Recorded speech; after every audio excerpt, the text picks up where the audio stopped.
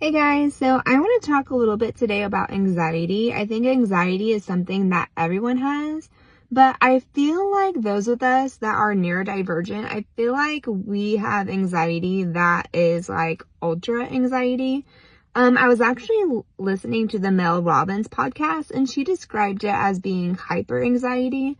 So whenever a situation happens, you have your anxiety like shoot all the way to the max. You have the max like symptoms like sweaty, the can't breathe, the needing to feel like this sense of control, like you need to take control of the situation. You kind of try to like boss people around.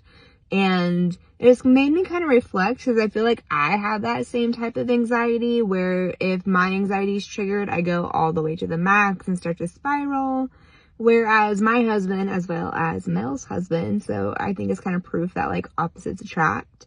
They are more of the ones that can like stay calm in situations.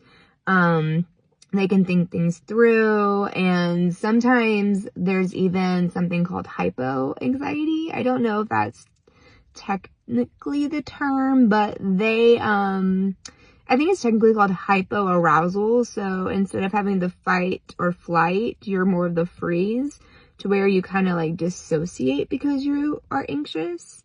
And I'm not sure that everyone is aware that that is necessarily like anxiety. So I wanted to have a conversation about that. How does your anxiety come through? Mine's definitely hyper anxiety. Like I said, I am a person like I like to feel that sense of control. And if I'm not having that sense of control, I definitely spiral and I am not the nicest person. So what about you guys?